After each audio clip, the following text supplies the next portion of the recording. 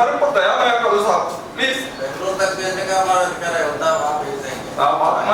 मन में लाएंगे सब कुछ हो सकता है साहब।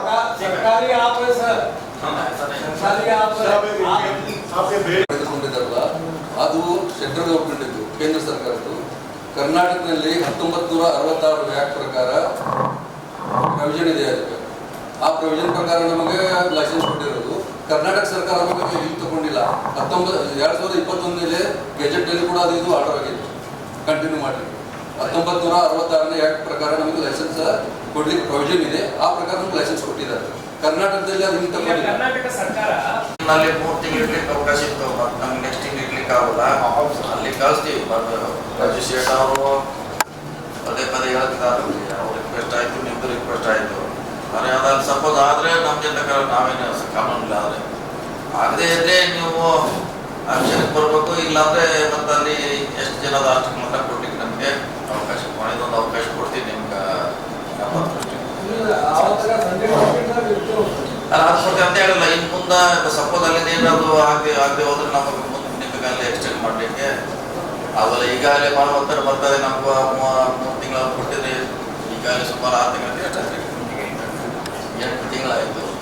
ಅದನ್ನು ನಿಮ್ಮ ಗಮನದಾಗ ಇಟ್ಕೊಳ್ಳಿ ಅಷ್ಟೇ. ನಾವು ಕಳಿಸ್ತೀವಿ, ಬರಲಿ ಸರ್ಕಾರದ ಬರುವವರೆಗೆ ವೇಟ್ ಮಾಡ್ತೀವಿ. सर आप तक संडे मार्केट प्लान वॉक कर सकते हैं तो उसकी एनडीओपी से है सरकार और एडमिनिस्ट्रेटर। तो फिर आपको वो गलतियों को माननी पड़ेगी ना कि हमने गलती की है। जी सर, मानोगे आप? हाँ, अगर आपको कंटिन्यू आप कर रहे हैं तो जो आपको ये होना तो हम करके राइटिंग में देने के लिए तैयार हैं। वो बहुत बड़ी बात है जो आप सोच रहे हो ना, कि लिखित में देना कि हमने वो गलती की है।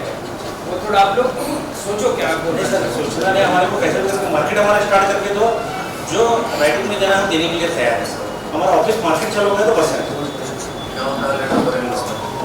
जैसे एमएलए साहब ने बोला, डिस्ट्रिक्ट मिनिस्टर साहब ने बोला है कि आपका जो प्रपोजल है, ये जो सब मार्केट आप एपीएमसी के तहत जो बनाने के लिए आप लोग अभी प्रपोजल दे रहे हो, उसके कागजात हमको बनाने के लिए डिस्ट्रिक्ट मिनिस्टर साहब ने बोला है।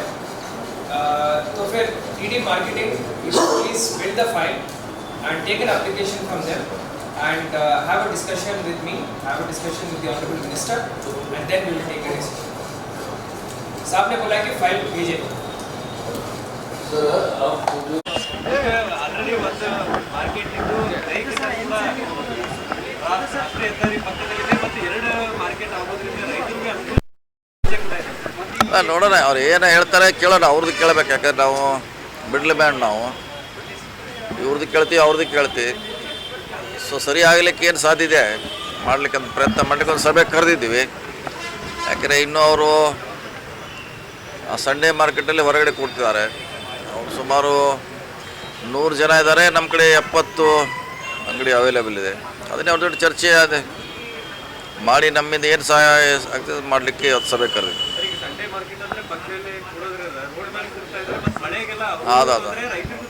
ಅದನ್ನು ಗಮನದ ಇಟ್ಟುಕೊಂಡು ಇವತ್ತು ರಾಜೀವ್ ಶೇಟ್ ಅವರು ನಾವು ಸಭೆ ಕರೆದಿದ್ವಿ. ನೋಡೋಣ ಏನು ಚರ್ಚೆ ಆಗುತ್ತೆ. ರೈತರಿಗೆ ಸರಿಯಾದಂಥ ದರ ಸಿಗ್ತಾ ಇಲ್ಲ. ಅಂದರೆ ಎಲ್ಲ ಬಂದಂಥ ಸರ್ಕಾರ ಕಳ್ಕೊಂಡಿದೆ, ಒಣಗಿ ಹೋಗ್ತಾ ಇದೆ. ಒಂದು ವ್ಯವಸ್ಥೆ ಸರಿಯಾದಂಥ ವ್ಯವಸ್ಥೆ ಇಲ್ಲ, ಅದು ಬೇರೆ. ಜೈ ಕಿಸಾನ್ ಮಾರ್ಕೆಟ್ಗೆ ಅವಕಾಶ ಹೇಳ್ತಿದ್ದಾರೆ. ಇಲ್ಲ ನೋಡಿ, ಅದು ಕಾನೂನಲ್ಲಿ ಫಸ್ಟ್ ಕಾನೂನು, ಆಮ್ಯಾಗೆ ನಾವು ಏನು ಹೆಲ್ಪ್ ಮಾಡ್ಲಿಕ್ಕೆ ಸಾಧ್ಯ ಅದನ್ನು 2 ಆ್ಯಂಗಲಲ್ಲಿ ಚರ್ಚೆ ಮಾಡ್ತಾಯಿದ್ವಿ. ಸರ್ಕಾರ ಯಂತ್ರಣೆನೇ ಅದನ್ನು ನೀವು ಸ್ಪರ್ಧೆ ತಗೊಂಡು ಮಾಡ್ಬೋದಲ್ಲ ಅಂತೇಳಿ ಅದೆಲ್ಲ ನೋಡ್ಬೇಕು. ಅದರಲ್ಲೇ ಕಾನೂನು ಫಸ್ಟ್ ನೋಡಬೇಕು.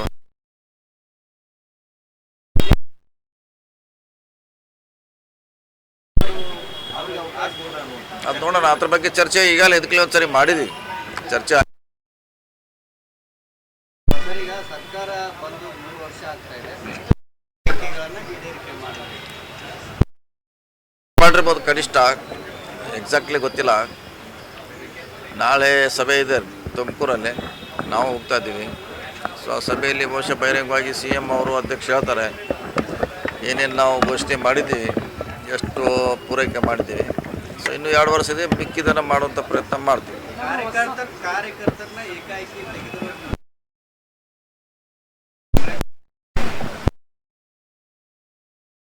ಏನಿದೆ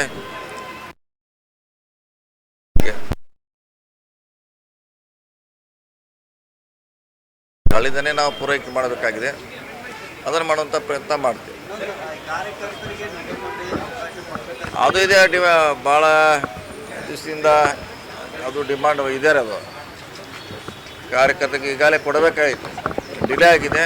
ಆದಷ್ಟು ಬೇಗ ಮಾಡಲಿಕ್ಕೆ ಪ್ರಯತ್ನ ಮಾಡ್ತೀವಿ. ರಾಜಣ್ಣ